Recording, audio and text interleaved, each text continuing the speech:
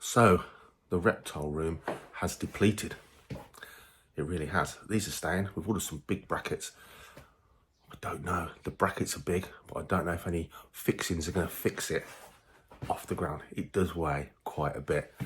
We shall see. I want it off the ground, so I've got usable space in here underneath.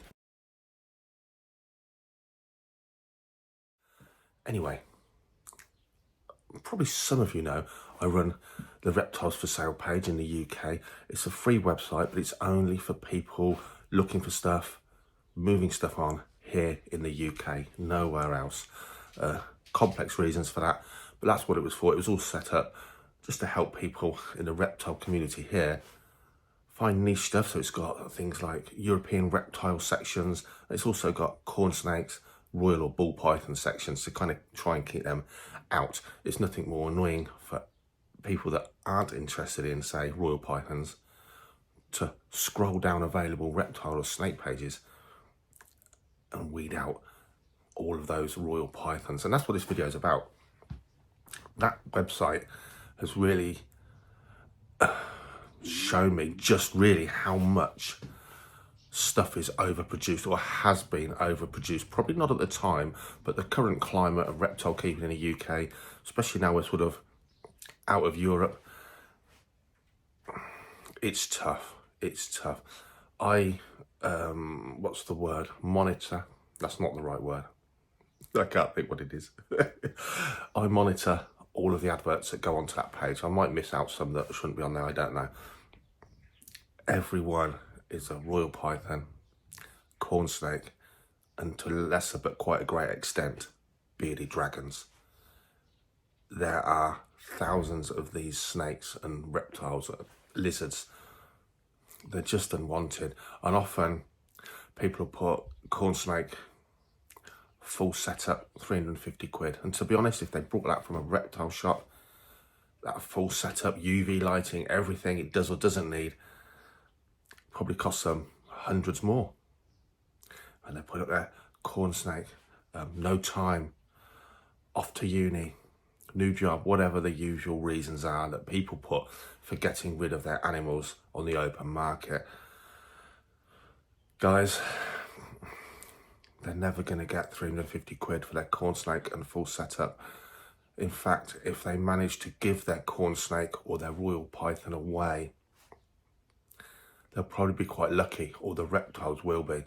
It's that tough. The market is saturated, and that means only one thing. A worse thing happens, and people are actually releasing reptiles here in the UK into the wild. Now, I know a friend who's a tree surgeon, and his mate found another tree surgeon, found a corn snake in the bark, in the top of a tree he was cutting down in the winter, still alive. North American snakes, a lot of those will be able to do the UK all year round if they can find the right habitat with food and somewhere to get away from that cold weather. Just last week, a whole bunch of reticulated pythons dumped in the wild in the UK. Makes me cross. The people doing that need to grow a backbone. They need to grow a spine. If they're going to dump their tropical species in the UK, which will be dead at the first hard frost, whatever other reasons they shouldn't be dumping them, the cruelty factor, absolutely deplorable. Animal suffering, awful, and it reflects really badly on the rest of us, because normal people don't want to hear there's reticulated pythons on the loose in the UK. You could imagine the headlines. Aesculapian snake grows to less than 2 meters, most harmless snake you'll ever find. Giant snake invades homes in the UK. They were the headings for those. They're that thin. What on earth a reticulated python is going to trigger in the country's press? All reflecting on us keepers, all reflecting on the future of what we can keep here in the UK and the world. We see it in the world. We see states in America that are really limited to what they can have, basically because of idiots. So that's where we're at. I don't know what the answer is, because corn snake morphs, royal python morphs, bearded dragon morphs really became a thing, like a lot of other reptile breeding. Pyramid effect of sales, people getting into them to breed them to make money. And of course, the normal varieties just went into the pet trade for 10, 20 quid each, free, whatever. They were irrelevant to those breeding projects. Ironically for me, the best looking ones were worthless. People bought them as pets. They went to the pet shops. Thousands of them being produced. And now, since 2 years ago, we had that electricity crisis. We've left the EU, which has affected sales. The whole thing's come crashing down. These reptiles just have nowhere to go. In fact, a bit like a lot of dogs and cats in pounds, probably the kindest thing is euthanasia. Yeah, what a kind of cop-out though, isn't it? You know, it doesn't matter, there's too many, let's kill them all. There's nothing's good about it, whichever way you spin it. In my field, I could have hundreds of corn snakes, hundreds of bearded dragons, leopard geckos, another one, loads of those. I could have hundreds of barn owls, dozens of Harris hawks. It's across the board, but certainly in the reptile keeping, worldwide maybe, but here in the UK, we've really got to be thinking about what we're producing and why. My snake breeding this year, I've bred just a couple of free clutches of snakes that will sell. But even then, I say sell, most of them will go at a massively reduced price, or as they have already, free to fellow enthusiasts or people that really want them. I don't want to have to sell them and advertise them on the open market, because you know what? At the prices they're worth for the input involved, they're not going to get that price anymore. That means you've got to reduce the price.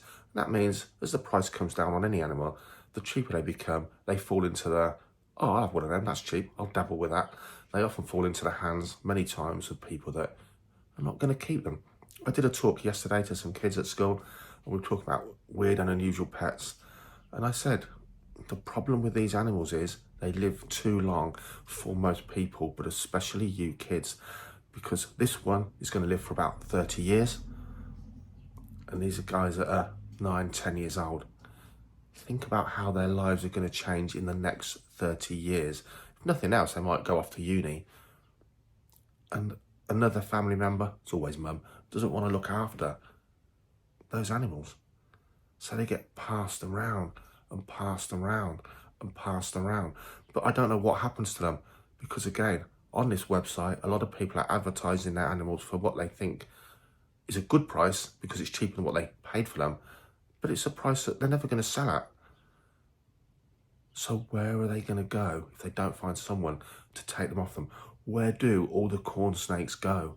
Where do all the royal pythons go? Going back to that energy crisis of a couple of years ago, since then I've been offered 3 collections of royal pythons, up to 35 animals in a batch. Some really good stuff, if those things are your thing, morph-wise, for free. I've been offered no end of boa constrictors for free. I don't want them. Nobody wants them, and that's the problem. There's no answers in this video, but certainly running this page, which I do hope helps some people. Just think about your advert and your pricing. I hope it helps people, but generally I don't know what the answer is. The fall down of the pyramid effect of breeding royals and corn snakes will reduce it. The breeding will stop. It is stopping. People are getting rid of their whole collections. But of course, if you've got animals that are going to live from 20 to 30 years or more, the glut's still there. Where do they go? Comment below. What are your thoughts? Where do you think they go? Where? I don't know. Thousands of snakes. Where do they go? We're an overpopulated island. It's a really small place, Britain. Where do they go? Food for thought. I'm just reflecting on what I'm seeing running this website. Let me know your thoughts.